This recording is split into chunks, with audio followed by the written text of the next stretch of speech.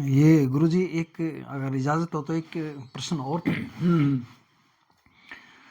कि ये जो जैसे हम शमशान घाट में जाते हैं भाई, डेथ होती रहती है, जाते हैं तो सारा संस्कार वगैरह वो देखते हैं, जलते हुए देखते हैं। और वैसे ही मेरी लाइन टेक्निकल है, हॉस्पिटल की लाइन है मेरी।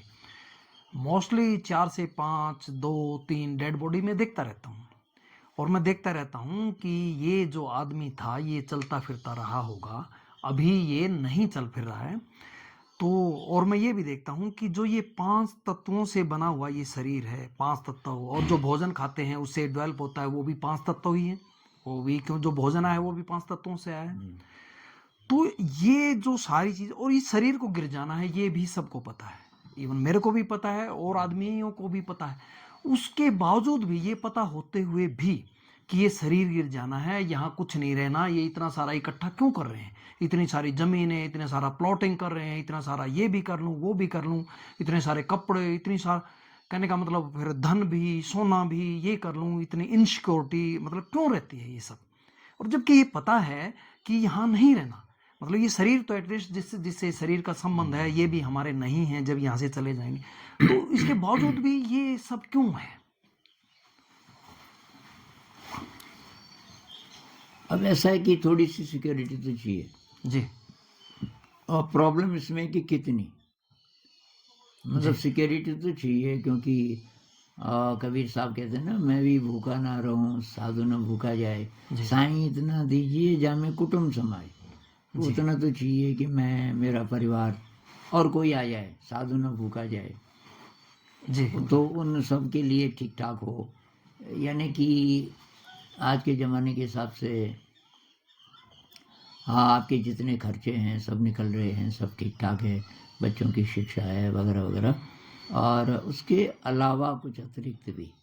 जी। वो अतिरिक्त कितना, उसमें अगर हम बहुत लालच ना करें तो हम कोई पता कर सकते हैं कि भाई इतना बहुत है। बहुत। अब वैसे तो मैं सोचने लगूँ कि भाई मेरे कुछ लाख हैं बैंक में जी।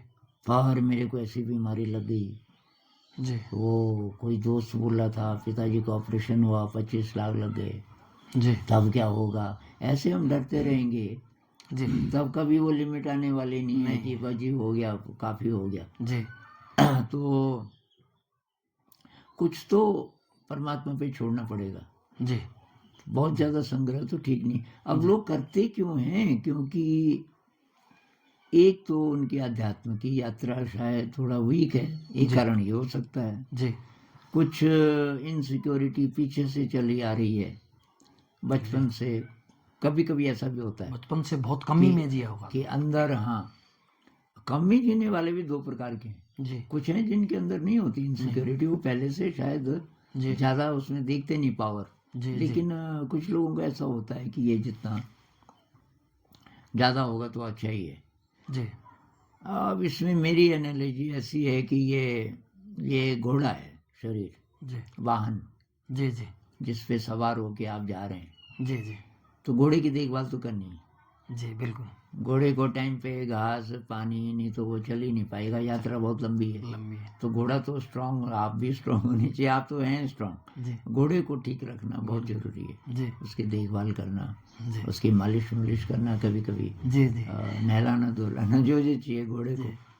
लेकिन आप घोड़े पे खुद भी बैठे हैं, काफी वजन तो पहले से, जितना वजन बढ़ाओगे उतनी आपकी यात्रा स्लो होती जाएगी।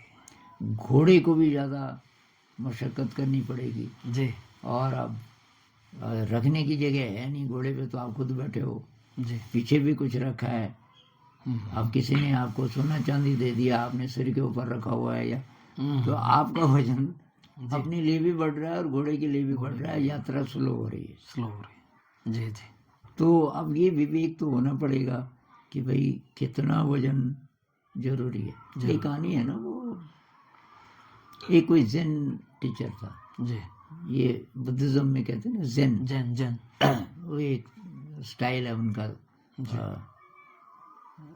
ध्यान का कह लीजिए, उसको ज़ेन कहते हैं। तो एक ज़ेन साधु किसी शहर में रहते थे जी, बाहर लोग उनको जानते नहीं थे ज़्यादा जी, लेकिन एक था कोई खोजी, जी उसने उनके बारे में सुना था, कभी क्या पता उन्होंने कोई किताब लिखी थी। जी तो वो ट्रैवल कर रहा था, बिजनेसमैन था, उसको पता चला कि यहाँ वो रहते हैं कहीं। जी पता किया तो एक छोटा सा कमरा। जी अब ये गए जी तो उन्होंने बोला कि आइए आइए बैठिए। तो एक कुर्सी थी, उस पर एक पहिया टूटा हुआ था, जी उस पर उन्होंने कुछ टेक लगाया हुआ था जी किसी और लकड़ी का, कि जरा आराम से बैठना है, इसकी जी थोड़ा टूटी हुई है कुर्सी। जी अब उस आदमी ने देखा, उनकी एक बैग टाइप था जी और एक किनारे पे चूल्हा था, शायद खाना बनाने का, और कुछ था ही नहीं वहाँ। जी और वो छोटा सा बिस्तर वहाँ पर बैठे थे जमीन पे। जमीन पे। खैर वो बैठ तो गया। उसने बोला कि आप यहीं रहते हैं कि? हाँ। जी। कि कब से? कि कई साल हो गए। कि आपके पास तो कुछ है ही नहीं? अच्छा। आपके पास बहुत कम सामान है। उन्होंने कहा आपके पास भी तो बहुत कम है, एक ही है बस, ये पिट्ठू। उसने कहा मैं तो यात्री हूँ ना। जी और भाई कि मैं भी यात्री हूँ। तो हम ये भूल जाते हैं कि हम यात्री हैं। यात्री हैं। जी मतलब जी इस दुनिया में बहुत सुंदर। जितने भी टाइम के लिए आए, जी किस काम के लिए आए, तो उसके लिए जो साधन चाहिए जी वो तो जुटा लो। जी साधन का मतलब था शायद ओरिजिनल की जो साधना में मदद करे। जी साधना साधना से शब्द आया, जी साधन। साधन साधना से। कितने वो साधन है कि वो बाधा है। जैसे नई गाड़ी लेनी है ना, ये उदाहरण मैं बहुत बार देता हूँ। जी एक गाड़ी है आपके पास, ठीक ठाक है, जी ठीक चलती है, जी लेकिन एक नया मॉडल निकला जिसके बारे में बहुत चर्चा हो रही जी है जरा एक्सपेंसिव, जी पर आपके पास हैं कुछ पैसे जी। हैं, चाहे कुछ लोन लेना पड़े, वो गाड़ी चाहिए, भाई उसमें बैठ के मैं जी जी जब जाऊंगा तब मजा आएगा। मजा आएगा। तो ये अब बेकार का बोझ है। जी जी आपका चित्त उस पर चिपक गया। ये आपने शायद उदाहरण पहले भी दिया था, और उस उदाहरण को देख के मेरे पास एक वैगनार छोटी गाड़ी है, तो और मैं सोच रहा था इसको चेंज कर दूं, जबकि उसमें बचा है 1.5-2 साल के करीब बचा था उसका टाइम।